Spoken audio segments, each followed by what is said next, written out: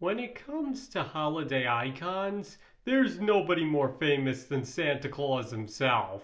From his red coat and beard to his signature laugh to his well-known trek around the world delivering presents to all children who celebrate Christmas, there are very few who haven't heard the legendary stories of jolly old Saint Nick. But while most are familiar with his appearance and how his operations work, most tend to gloss over just where he came from and why he goes about delivering presents in an admittedly strange way. But fortunately, the iconic duo of Bass and Ratkin decided to answer all those questions about Santa's origin in one of their most iconic TV specials ever, Santa Claus is Coming to Town, based on the song of the same name. And today, I'd like to briefly go over why this special works so well as an origin story for the classic holiday figure. And there will be spoilers ahead, so in case you somehow haven't seen it and don't want to know what happens, even if it is pretty obvious, you should probably turn off the video. Okay, so to put it simply, this TV special can answer pretty much any question a child has about Santa Claus and why he does what he does in a way that would make sense to them. For example, he goes down the chimney because every other entrance is locked, he delivers his presents at night so he won't be stopped, he grew his beard to disguise himself, and then decided to keep it once it became associated with him, he lives at the North Pole so that nobody can harass him, like Burgermeister Meisterburger once did, got his magic from a winter warlock that he managed to reform, and has the nickname Kris Kringle because that's the name he went by in his youth before readopting his real one. As I just said, if a child has a question about Santa Claus, this special has a satisfying answer for it.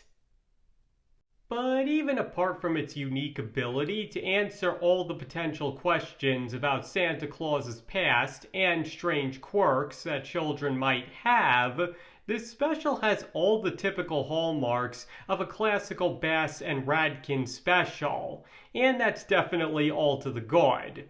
Most of the songs are pretty catchy, at least when they're not downright surreal. It's actually pretty funny, especially whenever Burgermeister gets hurt, and the stop motion is exactly what you would expect.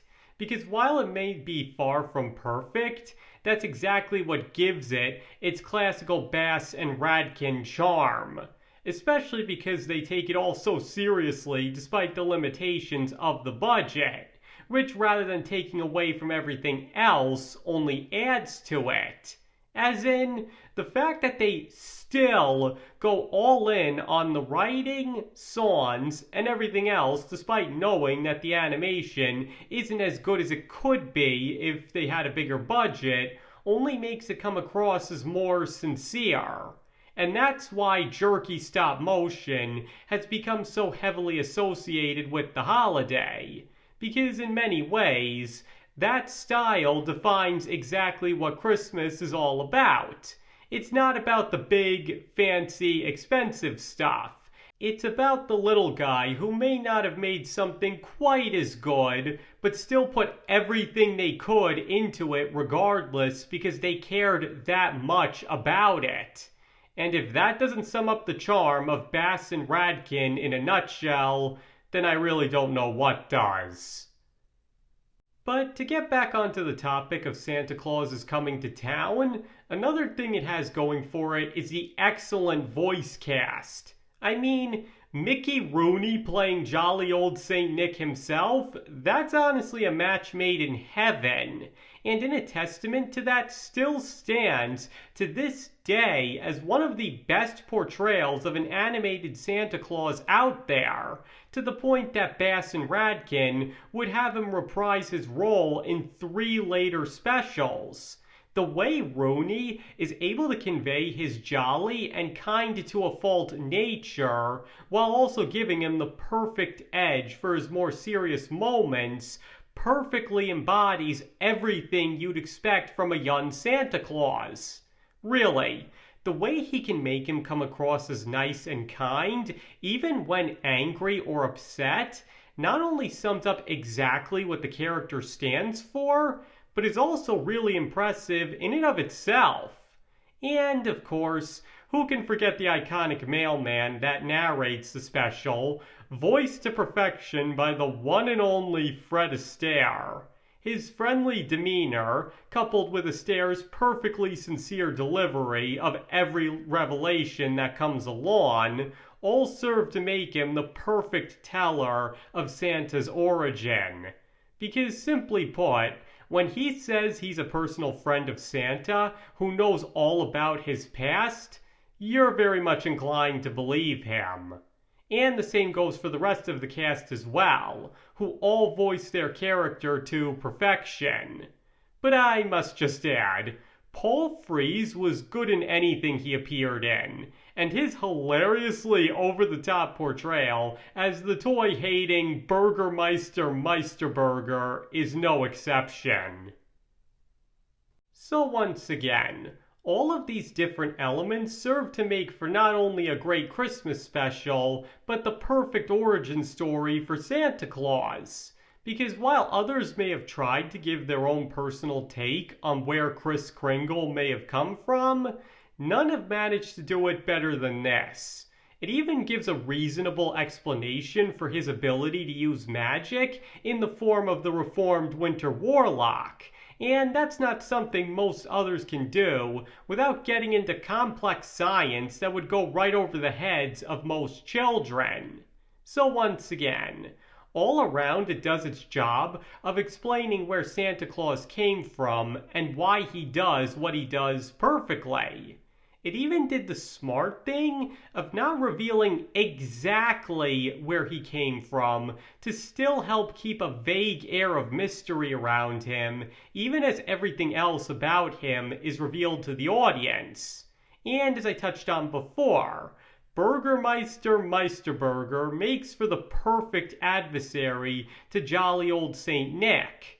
Being absolutely everything the holiday icon isn't, a grumpy, child and fun-hating bore who abuses his power to try and make everybody around him as miserable as he is, he makes for not only the perfect threat, but a great motivating factor in getting Kris to want to give toys to children and make them as happy as possible. And not to mention, despite his nature, he is pretty hilarious. And while some might feel his defeat is anticlimactic, I personally think his simply falling out of power and being forgotten is a very fitting end for him, showing that those who abuse their powers are doomed to complete obscurity against those who brought genuine happiness to others. But just as a side note, I personally think the version that cuts out Jessica's acid trip of a song is the superior version. Not because the song isn't a good one, just that it's way too bizarre and out of place for a special of this nature. I mean, up until that point, everything had been relatively grounded, and then out of nowhere the song starts displaying imagery that wouldn't be out of place in Alice in Wonderland. And while some will argue that it is important to the plot because this is the moment where Jessica realizes she belongs with Kris, the song is just too over the top and absurd to really get that point across. Besides, I think enough is established between Burgermeister's rude rebuttal of her pleas and Fred Astaire's narration to convey all of that believably anyway. Now you're free to disagree with me on that, but I personally think it's better off without that particular scene. But other than that, there's really nothing bad that can be said about this special, because as I already went over a few times, it's very well written and thought out, perfectly acted by the voice cast, the stop motion has its usual Bass and Radkin charm, and perhaps most importantly, makes for a great origin story for the one and only Santa Claus. Like I said at the beginning, kids are always asking questions about things like Santa Claus, and this special perfectly answers everything in a way that'll satisfy their curiosity, while also making for a great story in its own right that anybody can enjoy. So as a result, it's really no wonder why it's not only considered one of the greatest TV specials ever created by Bass and Radkin, but is still seen as a staple of the Christmas season that is watched by millions to this day. Okay, that's everything I had to say on that. So now I'd like to hear from all of you. Do you believe that Santa Claus is coming to town makes for the perfect origin story for jolly old Saint Nick? Or do you believe it's overrated and that I'm giving it too much credit? Please feel free to let me know in the comments below. Because as I always say, you do not have to agree with anything I said in this video if you don't want to. You are entitled to your own opinion and can feel any way about the classic Christmas special that you want to, and I nor anybody else can tell you you're wrong. And thank you all for watching. It is really appreciated. And I hope to see you all next time.